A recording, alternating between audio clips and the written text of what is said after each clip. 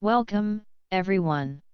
Today's topic goes beyond simple encouragement or bold self-expression. We are not focusing on loud ambition or the need to impress others. Instead, we are exploring a quieter and more powerful approach to growth, learning like a spy. A spy does not develop skills in public view. A spy does not reveal plans or react emotionally to every situation. A spy watches carefully, studies deeply, adjusts wisely, and improves without announcing progress. When you adopt this mindset in your own life, you begin to function at a higher and more strategic level. Many people move through life without awareness. They speak before thinking, share too much information, react instantly to small problems, and repeat the same mistakes. In contrast, a strategic thinker behaves differently. This person studies people, recognizes patterns, identifies strengths and weaknesses, and notices opportunities before others even realize they exist. True power is not about being loud or dominating conversations. Real influence comes from calm thinking, deep observation, and intelligent action. As you follow these ideas, you are not only learning a life strategy but also strengthening your English skills by engaging with clear, meaningful concepts. Growing your mindset and your language ability at the same time is a smart investment in yourself. The first principle is simple but powerful: observe before you speak. Many people believe confidence means speaking first or speaking the most. However, genuine confidence often appears as patience and self-control. Imagine entering a new room full of people. Most individuals immediately try to talk, impress, or prove their value. They share opinions quickly and sometimes argue without fully understanding the situation. A spy, however, enters quietly. Before saying anything, the spy studies the environment. Who has influence? Who seems insecure? Who talks constantly, and who listens carefully? What emotions are present in the room? Observation provides information, and information creates advantage. Advantage, when used wisely, leads to control. When you speak too soon, you unintentionally reveal your level of knowledge, your emotional triggers, and even your weaknesses. But when you observe first, you gather valuable details. For example, imagine starting a new job. On your first day, one colleague complains loudly about management. Another acts extremely friendly with everyone. A third person speaks very little but pays close attention to everything happening around them. If you quickly support the wrong individual, you may connect yourself to negativity or conflict. However, if you observe for a few days, patterns become clear. You notice who earns promotions, who gains trust from leaders, and who influences decisions. With this information, you can choose your actions wisely. That is strategic learning. Observation is more than simply looking at people. It involves noticing tone of voice, body language, and subtle changes in energy during conversations. Who becomes defensive when asked a question? Who avoids eye contact? Who grows uncomfortable during silence? These small details often reveal more than spoken words. Many people miss these signals because they are busy expressing themselves instead of listening. When you train yourself to observe deeply, you understand others more quickly and respond more effectively. Silence can also be a powerful tool. When you remain quiet, people often underestimate you. They may assume you lack ideas or confidence. However, this underestimation gives you an advantage. People speak more freely around someone who appears calm and non-threatening. They reveal opinions, fears, and intentions without realizing it. In this way, silence becomes a method of collecting valuable information. It is not weakness, it is preparation. You can practice this skill in everyday situations. During meetings, allow others to speak first and carefully listen to their ideas. In disagreements, pause before answering so your response is thoughtful rather than emotional. In social gatherings, spend the first few minutes simply listening and observing group dynamics. Notice who seeks attention, who looks for approval, and who feels uncomfortable when conversations slow down. Treat each environment as a learning opportunity. Over time, you will become sharper and more aware without drawing attention to your growth. Consider two students in a classroom. One always answers immediately, speaking with speed and confidence. The other listens carefully to every response before offering an opinion. By the time the second student speaks, they have already heard mistakes, incomplete ideas, and useful perspectives. Their final answer is clearer, more accurate, and more impactful because it is based on observation. This example shows an important truth: observation creates precision, and precision creates influence. When you learn to watch first and speak later, your words carry greater weight and your actions become more effective. When you choose to observe before speaking, something powerful begins to change inside you. You stop reacting automatically to every comment, situation, or emotional trigger. Instead of responding blindly, you respond with intention.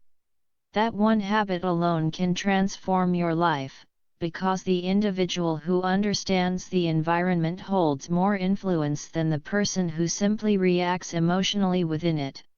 Awareness creates stability, and stability creates strength. Now let us move to the second principle: gather information quietly. If observation is like the eyes of a spy, then information is the tool that creates advantage. However, there is an important rule: never announce what you are learning. Many people make this mistake. They talk openly about their research, their plans, their goals, and their next big move. They say they are preparing for something important. But the moment you speak too early, you reduce your advantage. Once others know your intentions, they may interfere, compete with you, criticize your ideas, discourage you, or even copy your strategy. A strategic learner collects knowledge silently. They gather facts, study patterns, connect ideas, and prepare in the background without drawing attention. When you learn quietly, you protect yourself from unnecessary opinions, negative energy, and distractions. You give yourself space to think clearly. And clarity is rare. Many people take action before fully understanding a situation, which is why they repeat the same failures. But when you understand deeply before making a move, your decisions become accurate and powerful. Information is not just data or surface-level facts. It includes understanding people's motivations, recognizing how systems work, knowing the rules that are spoken and unspoken, identifying weaknesses, and choosing the right timing. For example, imagine someone who wants to start a business. Most beginners act quickly because they feel excited or inspired. However, a strategic thinker takes a different path. They research who is already successful and analyze why those businesses are thriving. They identify where customers feel dissatisfied. They study common beginner mistakes and evaluate which skills are truly necessary. By the time they launch their business, they are not guessing, they are prepared. Consider another example: a young employee who wants a promotion. Many workers simply work hard and hope their effort will be recognized. But this individual decides to approach the situation strategically. Instead of announcing his ambition, he begins to observe carefully. He notices which employees the manager trusts most. He studies the communication style that leadership respects. He pays attention to which projects receive praise and which behaviors attract criticism. He reviews past promotions and analyzes company culture. Over time, he adjusts his behavior intelligently. He communicates more effectively, volunteers for visible tasks, and avoids actions that damage reputation. When promotion time arrives, others may believe he was lucky. But it was not luck. It was quiet preparation. While others complained, he studied the system. One of the most difficult parts of gathering information silently is controlling your ego. You may feel tempted to tell others what you know or to announce your plans.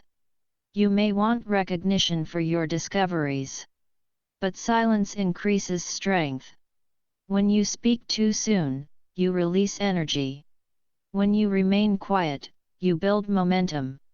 That internal pressure eventually turns into powerful action. Remember this idea clearly: talking often brings temporary relief, but silence creates leverage. When you consistently gather information without announcing it, you shift from emotional reactions to strategic decisions. This shift changes how you operate in every area of life. Now we move to the third principle: control your emotions.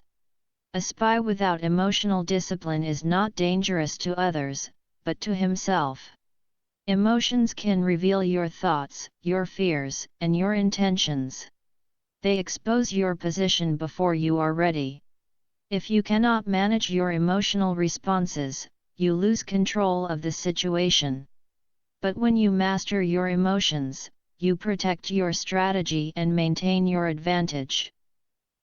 When you react emotionally, you reveal more than you realize. Your fears become visible. Your sensitive points become obvious. Your insecurities and weaknesses come to the surface. And once they are visible, they can be used against you. Many people confuse power with dominance, loudness, or control over others. But real power is emotional stability. It is the ability to remain steady when others try to shake you. Think about it carefully. If someone insults you and you immediately explode with anger, who is in control? The person who insulted you. If someone criticizes you and you become defensive without thinking, who is directing your behavior? The critic. If someone provokes you and you lose focus on your goal, they have successfully shifted your direction. Emotional control means no one can move you unless you allow it. Reaction may feel strong in the moment, but it is actually weakness because it is automatic. A reaction happens without thought. A response, however, is chosen. It is strategic. A disciplined mind does not respond instantly. It pauses. It analyzes. It asks important questions. Is this situation worth my energy? Is this person distracting me from something bigger? Does reacting help my long-term goal? If something does not support the mission, it does not deserve emotional investment. Imagine a professional athlete competing in a championship match. The opponent tries to disturb his focus by using insults and aggressive words. If the athlete reacts emotionally, he loses concentration. He may make careless mistakes or receive penalties. His performance drops. But if he remains calm, something interesting happens. The opponent becomes frustrated. The opponent wastes energy trying to create a reaction. Meanwhile, the calm athlete stays focused on the game. His victory comes not only from physical skill but from emotional discipline. Life works in the same way. When someone criticizes your work, you have two choices. You can argue, defend yourself, and waste energy proving your point. Or you can pause, listen carefully, and analyze whether the criticism contains useful information. If it does, you improve. If it does not, you ignore it and continue forward. One path drains you. The other strengthens you. Emotional control is not something you are born with. It is trained. You develop it by pausing before speaking, by taking a deep breath when anger rises, by delaying your reaction until your mind is clear. Each time you choose calm over impulse, you strengthen your mental discipline. Over time, your mind becomes stronger and more stable. And the stronger your mind becomes, the more difficult it is for anyone to manipulate you. Remember this clearly: if someone can control your emotions, they can influence your direction. But when you control your emotions, you control your future. Now let us explore the fourth principle: adapt to any environment. Survival and success do not always belong to the strongest person. They belong to the most adaptable. Many individuals try to force the environment to match their personality. If a room is serious, they still behave casually. If the atmosphere is competitive, they become uncomfortable or insecure. When circumstances change, they resist or panic. A strategic thinker does the opposite. They study the environment first and then adjust their behavior accordingly. Adaptation does not mean pretending to be someone else. It means being intelligent enough to understand context. It means recognizing the unspoken rules of a situation, the emotional tone of a group, and the behaviors that are valued or rejected. People who are rigid often break under pressure because they refuse to adjust. Flexible individuals rise because they know how to shift without losing their core identity. Consider the example of water. Water takes the shape of whatever container holds it. It does not argue or resist. It adjusts, and because it adjusts, it can flow anywhere. A rock, however, remains rigid. When strong force hits it, it cracks. Many people live like rocks. They say, "This is just who I am," and refuse to change. But a strategic mind understands a deeper truth. Your core values remain constant, but your external behavior can adapt wisely. In a formal environment, you communicate formally. In a creative setting, you allow more flexibility in your tone. In a competitive space, you sharpen your focus and discipline. This is not weakness. It is mastery over yourself. To adapt effectively, you must observe carefully. Notice how people communicate. Identify which behaviors receive praise and which ones lead to criticism. Understand how authority operates and how decisions are made. Without observation, adaptation becomes guessing. With observation, adaptation becomes precise and powerful. That is why observing and adapting are connected. First, you watch. Then, you adjust. Imagine a young professional who moves from a small, informal company to a large corporate organization. In his previous job, he could joke with managers and speak casually during meetings. In his new workplace, meetings follow a clear structure. Communication is direct and professional. Hierarchy is respected. If he refuses to adapt and continues behaving casually, he may damage his reputation.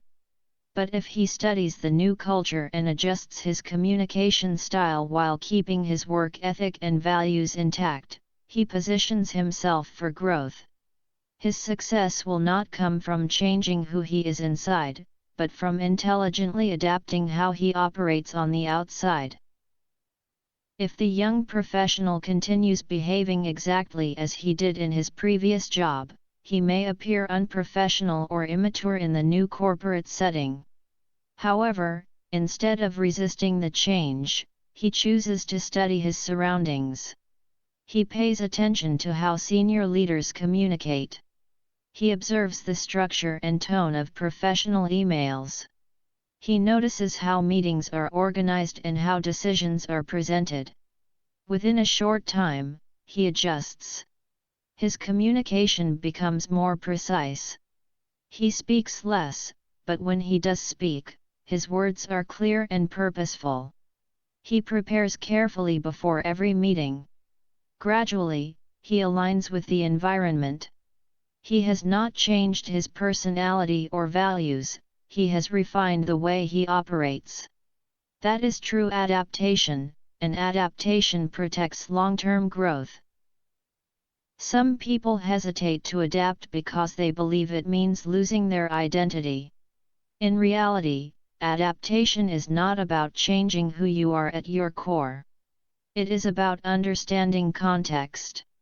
You can maintain your principles while adjusting your strategy. A strategic thinker never forgets personal values, they simply recognize the demands of the situation. The person who understands context will always make smarter decisions than the one who ignores it. Adaptability is not weakness. It is intelligence in action. It is survival. It is sustainable power. Now consider the fifth principle, train daily in silence. Many individuals prefer visible effort. They announce their goals publicly. They share their plans on social media. They talk frequently about what they intend to achieve. But disciplined growth often happens quietly. When you train without seeking attention, applause, or validation, you develop something deeper than skill, you develop internal discipline. When effort is loud, it often seeks approval. When effort is silent, it builds strength. Silence removes distraction. When no one is watching, you cannot rely on praise to motivate you. When no one is applauding, your ego remains controlled. You focus purely on improvement. Silent growth also creates impact because it produces results that surprise others. If everyone knows you are preparing, they expect progress.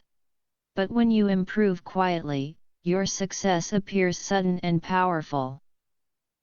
More importantly, silent training builds resilience. When no one congratulates you, you learn to encourage yourself. That self-motivation strengthens your mind. Silent practice means improving your weaknesses privately, studying while others relax, working consistently while others complain. It means choosing mastery over recognition. Most people chase attention. Very few chase excellence. Imagine a student preparing for a competitive examination. Many students constantly talk about how difficult the exam is. They discuss their study schedules and compare their progress with others. But one student remains quiet. He studies regularly without making announcements.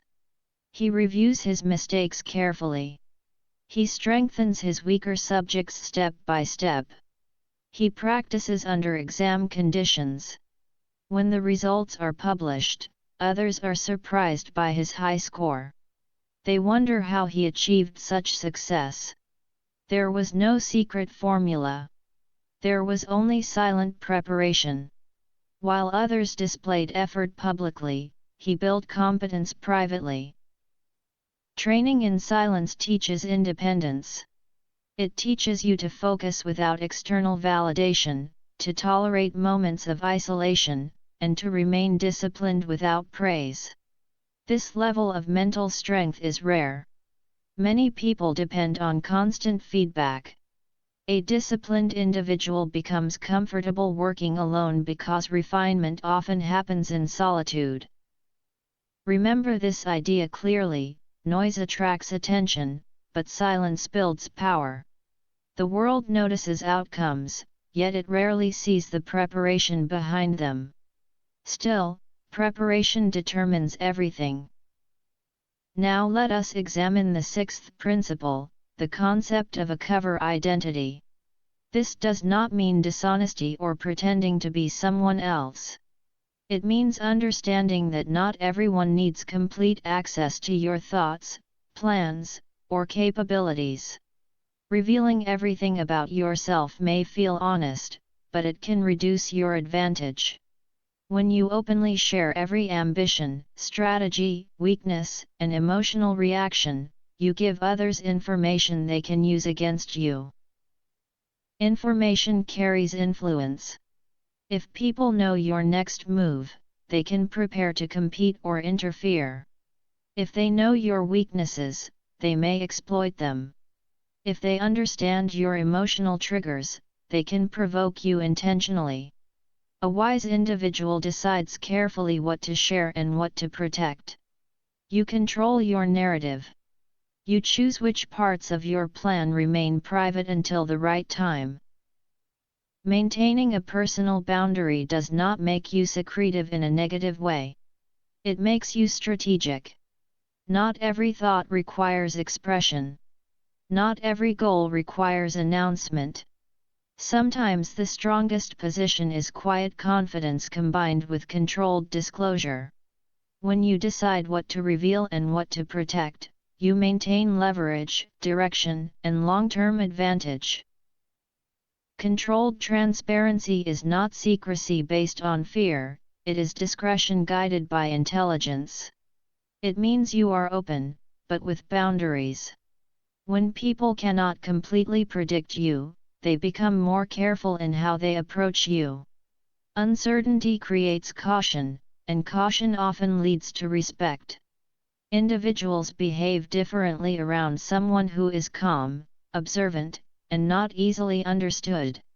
That quiet unpredictability, when combined with emotional control, creates a natural sense of authority. On the other hand, when you constantly overshare your plans, your feelings, your strategies, you become easy to read. When people can easily define you, they can label you. When they can label you, they can anticipate you. And when they can anticipate you, they can manipulate you. A disciplined individual does not expose every emotion in unfamiliar environments. First, they observe. Then they test trust gradually. Only after trust is earned do they reveal more. Selective expression is a skill that requires maturity. It means you do not respond to every insult. You do not announce every ambition. You do not justify every decision. You do not defend yourself against every criticism. Sometimes silence protects your position better than explanation. Sometimes neutrality keeps you stronger than reaction. Your inner world, your dreams, your doubts, your strategies is private territory. Not everyone deserves full access. Consider a young entrepreneur with an innovative idea. Excited about the concept, he shares every detail with many acquaintances. Some respond negatively. Some dismiss it. One person copies the idea and launches it quickly. He feels disappointed and betrayed. Now imagine a different approach. Instead of revealing the complete vision, he shares only small, neutral pieces. He builds quietly. He protects his core strategy. He tests the idea with a few trusted individuals. When he finally launches the business, it is refined and secure. No one could interfere because no one had full access to the blueprint. This is not deception. It is protection. This principle is not about isolating yourself from the world. It is about managing access. Trust slowly. Reveal gradually. Protect strategically. You are not required to share your entire plan with everyone. True strength does not come from exposure. It comes from controlled visibility. Now let us move to the seventh principle, debriefing, the art of self-analysis. After completing a mission, a spy does not celebrate blindly or blame emotionally. Instead, he reviews the operation carefully. What worked? What failed? What was predictable? What was unexpected? What can improve next time? This process transforms experience into intelligence. Many people skip this step. They move from one action to the next without reflection. As a result, they repeat the same mistakes. Without analysis, failure only creates frustration. With analysis, failure creates strategy. When you succeed without reflection, you may feel lucky. But when you study your success, you understand the system behind it and can repeat it intentionally. Debriefing turns emotion into data. Regret says, "I am not good enough." Review asks, "What pattern caused this mistake?" Regret attacks identity. Review improves behavior. A strategic thinker does not attack himself emotionally. Instead, he observes his own actions with distance and objectivity. He becomes both participant and analyst. Effective self-analysis involves structured questions. What was my goal?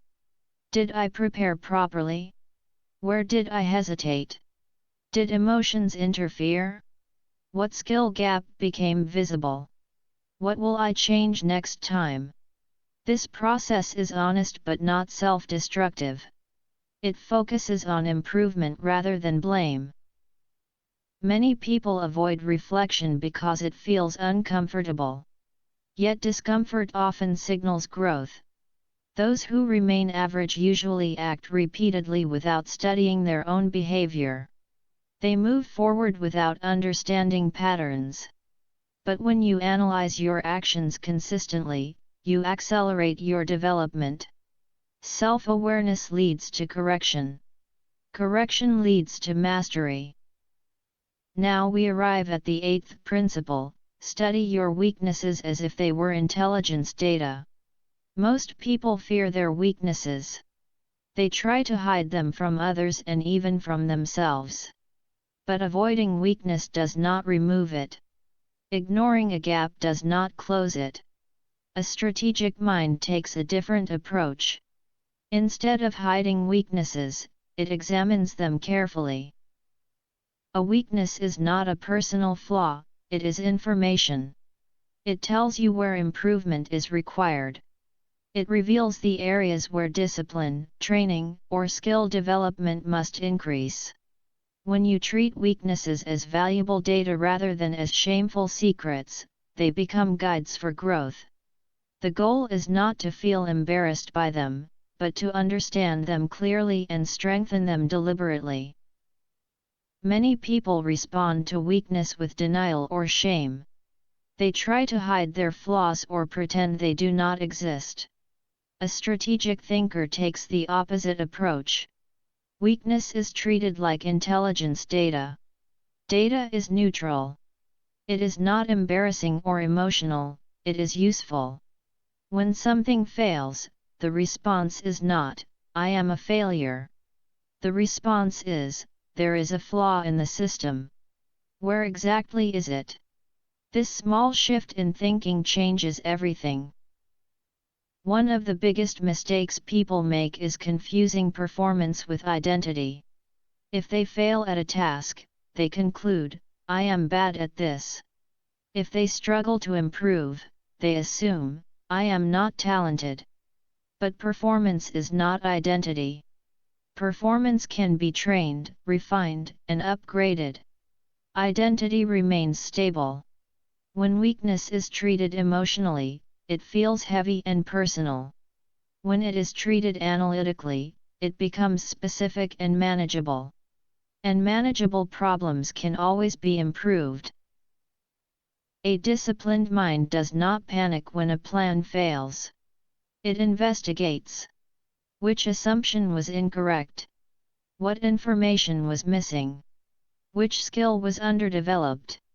Where was preparation incomplete? These questions create improvement instead of insecurity. Many people prefer to focus only on their strengths because it feels comfortable. However, ignoring weak areas creates blind spots. And blind spots can cause repeated failure. Studying weakness removes those hidden dangers. To examine your weaknesses honestly, you need maturity. You must look at yourself without ego, without excuses, and without self-hate. Just clarity. For example, if communication is difficult for you, instead of saying, "People never understand me," you might ask, "Is my message clear? Do I speak too quickly? Do I listen carefully? Do I organize my ideas properly before speaking?" That approach transforms frustration into strategy. Weakness is not an enemy, it is information waiting to be understood. Imagine a young athlete who consistently loses during the final round of competitions. Instead of blaming bad luck, he records his matches and studies them carefully. He notices a pattern. In high-pressure moments, he becomes impatient. His breathing changes. His movements lose precision. Now he has clear data. He begins training specifically for pressure situations. He practices breathing control and simulates final round stress during practice sessions. The following season, his performance improves not because of magic, but because he analyzed his weakness and trained with purpose. That analysis changed the outcome. When you apply this principle in your own life, mistakes lose their power to intimidate you. You stop hiding flaws and start decoding them. You become your own analyst. And a person who can evaluate themselves calmly is extremely difficult to defeat, because improvement never stops. Weakness becomes a tool for growth rather than a wound to protect. Now consider the ninth principle: listen more than you speak. Many people talk because they want to feel important. Very few listen to truly understand. Speaking releases energy, listening gathers it. When you speak, you reveal your thoughts, emotions, and intentions. When you listen carefully, you collect valuable insight. You gather information about people's motivations, their fears, their hidden doubts, and even their contradictions. When individuals speak freely, they often reveal more than they realize. Their tone, word choice, and repeated themes expose priorities and concerns. A careful listener notices these details. By listening attentively, you gain understanding without exposing yourself. You learn about others' goals, strengths, and weaknesses without announcing your own. Listening is not passive, it is strategic. It allows you to understand the landscape before deciding how to move within it. When you interrupt frequently or dominate every discussion, you miss important signals. A strategic listener pays attention not only to words but also to tone, pauses, hesitation, and emphasis. These subtle details often reveal more than the sentences themselves. Listening provides access to depth. When you speak less, others naturally speak more. They try to fill silence. They clarify their thoughts. They explain themselves again and again. And the more they explain, the more information you gather. If you are constantly talking, you lose that advantage. Deep listening also slows emotional reactions. When your focus is on understanding rather than responding, you create mental space. That space allows you to think before you speak. And thoughtful responses are always stronger than impulsive ones. People naturally trust someone who truly listens. When you allow a person to finish speaking without interruption or judgment, they feel respected. Respect creates influence. Influence creates authority. Authority creates impact. All of this can begin with the simple act of listening carefully. Listening also reduces blind spots. Many poor decisions happen because someone spoke too quickly without understanding all the variables. When you gather multiple perspectives, your strategy becomes stronger. Context expands. An expanded context improves accuracy. Imagine a negotiation between two business partners. One partner speaks aggressively and pushes his terms immediately. The other listens quietly. He asks thoughtful questions. He observes small tone changes and notices hesitation when specific topics arise. From listening alone, he identifies where flexibility exists and where emotional attachment is strongest. When he finally speaks, his proposal is precise. He addresses hidden concerns and positions his offer carefully. The agreement moves in his favor not because he was louder, but because he understood more. Listening requires restraint, and restraint requires control of ego. You must resist the urge to interrupt, to prove your intelligence, or to respond instantly. That restraint strengthens your discipline. And discipline strengthens your strategic position.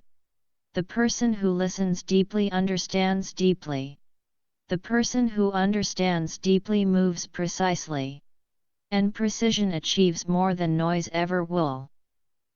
Now we come to the final principle: control your emotions before they control you.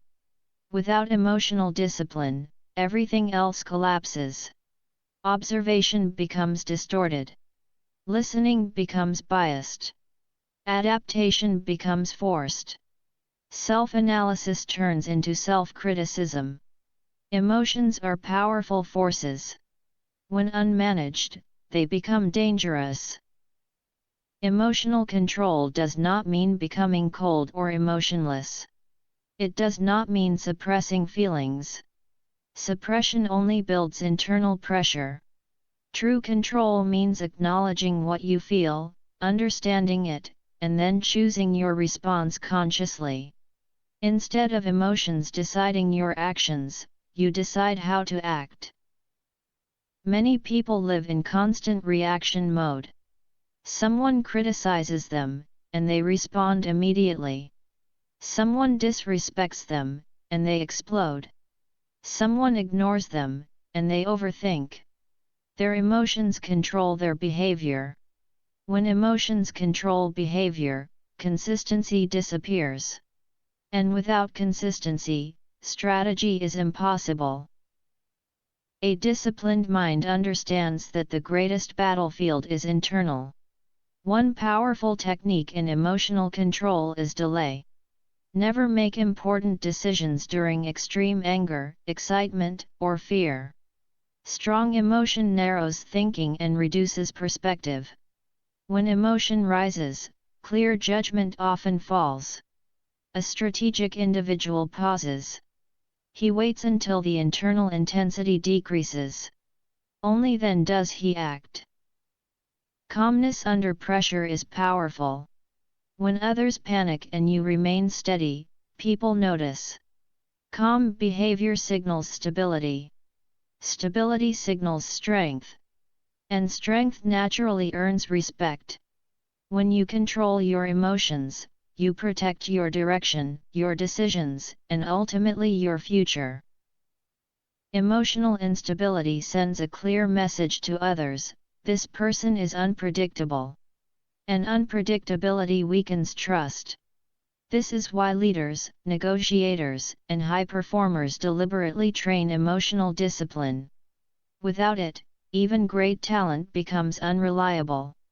Skill alone is not enough if emotions constantly interrupt judgment.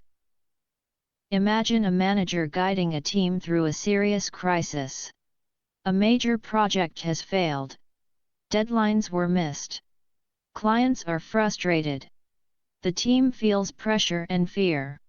If the manager reacts by shouting, blaming individuals, or panicking openly, the tension multiplies. Anxiety spreads quickly. Confidence drops. The team begins focusing on fear instead of solutions. Now picture a different response. The manager pauses before speaking. He listens carefully to every detail of what happened. When he speaks, his tone is steady. He says, "We made mistakes. Let's analyze this step by step."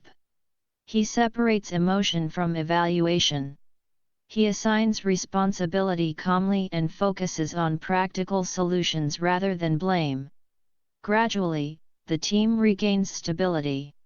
Why? Because emotional control created clarity, and clarity created direction. That is real authority. Impulsive reactions often lead to regret. Words spoken in anger cannot be taken back. Decisions made in panic can damage relationships or opportunities permanently. A disciplined mind always asks, does this reaction help the mission? If the answer is no, the reaction is released. Emotions are temporary, but consequences can last for years. Strategic thinking always values long-term results over short-term impulses. Developing this discipline requires practice. It begins with small actions, pausing before responding, taking a breath before reacting, questioning the story your mind is creating. When something triggers you, ask yourself, what is the smartest move in this moment? Each time you choose calm instead of chaos, you strengthen your mental control. Over time, calmness becomes natural rather than forced. When calm becomes your default state, you gain a powerful advantage. You are no longer easy to manipulate. You are not easily provoked. You remain stable even when others attempt to destabilize you. That kind of composure builds quiet strength. Emotional control is not only about how you behave in front of others. It also involves managing your internal dialogue. When problems arise, the mind quickly creates stories, "They don't respect me. I am not capable. This always happens to me." A disciplined thinker challenges those narratives. He asks, is this a proven fact, or is it just emotion speaking? This simple question separates reality from assumption. That separation protects clarity. Clarity protects direction. Direction protects progress. When you master emotional control, you think clearly under pressure. You respond thoughtfully instead of reacting impulsively. You protect relationships from unnecessary damage.